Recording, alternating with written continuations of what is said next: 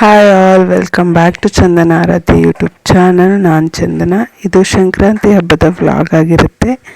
ವರ್ಷದ ಮೊದಲನೇ ಹಬ್ಬ ಸುಗ್ಗಿ ಹಬ್ಬ ಅಮ್ಮನ ಮನೆಯಲ್ಲಿ ನಡೀತಾ ಇದೆ. ಮೊದಲಿಗೆ ಎಲ್ಲರಿಗೂ ಮಕರ ಸಂಕ್ರಾಂತಿ ಹಬ್ಬದ ಶುಭಾಶಯಗಳನ್ನು ತಿಳಿಸ್ತಾ, ಸಂಕ್ರಾಂತಿ ಹಬ್ಬನ ಹಳ್ಳಿ ಕಡೆ ವಿಶೇಷವಾಗಿ ಆಚರಣೆ ಮಾಡ್ತಾರೆ. ಅಂದರೆ ಹಸುಗಳಿಗೆ ಪೂಜೆ ಮಾಡೋದಾಗಿರ್ಬೋದು, ಮತ್ತು ಹಸುಗಳಿಗೆ ಕಿಚ್ಚಾಯಿಸೋದು, ಗದ್ದೆಯಲ್ಲಿ ಬೆಳೆದಿರೋಂಥ ಬೆಳೆಗೆ ಪೂಜೆ ಮಾಡೋದು, ಈ ರೀತಿ ಆಚರಿಸ್ತಾರೆ.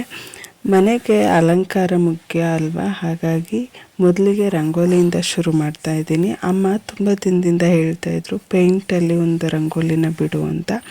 ಅದಕ್ಕೆ ಇವತ್ತು ಹಾಗಾಗಿ ಹಬ್ಬದ ಹಿಂದಿನ ರಾತ್ರಿ ರಂಗೋಲಿನ ಬಿಟ್ಟೆ. ಹಾಗೆ ಸಂಕ್ರಾಂತಿ ಹಬ್ಬಕ್ಕೆ ಮುಖ್ಯವಾಗಿ ಬೇಕಾಗಿರೋದು ಎಳ್ಳು ಬೆಲ್ಲ. ಇದನ್ನು ರೆಡಿ ಮಾಡೋಕ್ಕೆ ನಾನು 3 ದಿನ ಮುಂಚೆನೇ ಕೊಬ್ಬರಿನ ಮತ್ತು ಬೆಲ್ಲನ ಕಟ್ ಮಾಡಿ ಬಿಸಿಲಿನಲ್ಲಿ ಒಣಗಿಸ್ಕೊಂಡಿದ್ದೀನಿ. ಹಾಗೆ ಹಬ್ಬದ ಹಿಂದಿನ ದಿನ ಅಂದರೆ ನೈಟು ಎಳ್ಳು ಬೆಲ್ಲನೂ ಕೂಡ ರೆಡಿ ಮಾಡಿಕೊಂಡೆ.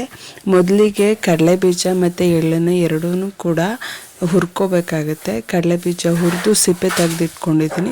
ಮತ್ತು ಎಳ್ಳನ್ನು ಕೂಡ ಹೆಚ್ಚು ಬಣ್ಣ ಬರದಿರೋ ರೀತಿ ಸಣ್ಣ ಉರಿಯಲ್ಲಿ ಇದನ್ನು ಹುರ್ಕೋಬೇಕಾಗುತ್ತೆ. ಇದೆಲ್ಲ ರೆಡಿ ಆದಮೇಲೆ ಅಳತೆ ಪ್ರಮಾಣದಲ್ಲಿ ಎಲ್ಲನೂ ಕೂಡ ಬೆರೆಸ್ಕೊತಾ ಇದ್ದೀನಿ.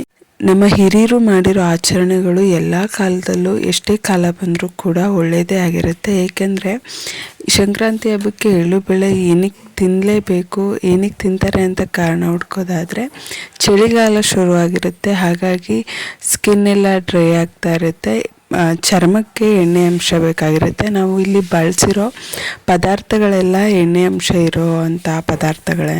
ಇವನ್ನ ತಿನ್ನೋದ್ರಿಂದ ಬಾಡಿಲಿ ಡ್ರೈನೆಸ್ ಆಗೋದು ಕಡಿಮೆ ಆಗುತ್ತೆ. ಹಾಗಾಗಿ ಈ ಸಂಕ್ರಾಂತಿ ಹಬ್ಬಕ್ಕೆ ಈ ಎಳ್ಳು ಬೆಲ್ಲನ ನಾವು ತಿಂತೀವಿ. ಮಕ್ಕಳಿರೋ ಮನೆಯಲ್ಲಿ ಸಂಕ್ರಾಂತಿ ಹಬ್ಬ ವಿಶೇಷವಾಗಿರುತ್ತೆ. ಏಕೆಂದರೆ ಮಕ್ಕಳಿಗೆ ಫಲ ಎರಿಯೋದು ಅಥವಾ ಎಳ್ಳು ಬೆಲ್ಲ ಬೀರೋದು ಅನ್ನೋ ಕಾರಣಕ್ಕೆ ಬೆಳಿಗ್ಗೆ ಬೇಗ ಎದ್ದು ಪೂಜೆಗೆ ಏನೇನು ಬೇಕು ರೆಡಿ ಮಾಡಿಕೊಂಡು, ಹಾಗೆ ದೇವ್ರ ಪೂಜೆನ ಮುಗಿಸ್ಕೊಂಡು ಪೂಜೆಗೆ ರೆಡಿ ಮಾಡ್ಕೊಂಡ್ವಿ. ಹಾಗೆ ಮಕ್ಕಳು ಕೂರೋ ಜಾಗಕ್ಕೆ ಒಂದು ಸ್ವಲ್ಪ ಅಕ್ಷತೆ ಕಾಳನ್ನು ಹಾಕಿ ಮಕ್ಕಳನ್ನ ಕೂರಿಸಿ ಎಳ್ಳು ಬೆಲ್ಲ ಬೀರೋದು ಅಥವಾ ಫಲ ಎರಿಯೋದು ಅಂತ ಏನಂತಾರೆ ಅದನ್ನು ಮುಗಿಸ್ಕೊಂಡ್ವಿ.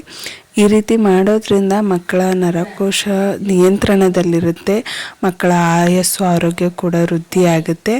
ಹಾಗೆ ಎಳ್ಳು ಬೆಲ್ಲ, ಗೋರೆ ಹಣ್ಣು ಅಥವಾ ಎಳ್ಚಿ ಹಣ್ಣು, ಕಬ್ಬು ಇವೆಲ್ಲ ಮಕ್ಕಳ ನೆತ್ತಿ ಮೇಲೆ ಬೀಳೋದ್ರಿಂದ ಮಕ್ಕಳಿಗೆ ಚುರುಕುತನ ಉಂಟಾಗುತ್ತೆ ಅಂತ ಹೇಳ್ತಾರೆ.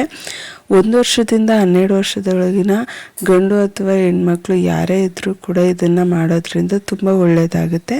ಈ ಪೂಜೆ ಜೊತೆಗೆ ಈ ವಿಡಿಯೋನು ಕೂಡ ಇಲ್ಲಿಗೆ ಎಂಡ್ ಮಾಡ್ತಾ ಇದ್ದೀನಿ. ನನಗೆ ಸಪೋರ್ಟ್ ಮಾಡೋ ಪ್ರತಿಯೊಬ್ಬರಿಗೂ ಥ್ಯಾಂಕ್ಸ್ ತಿಳಿಸ್ತಾ, do subscribe for more videos.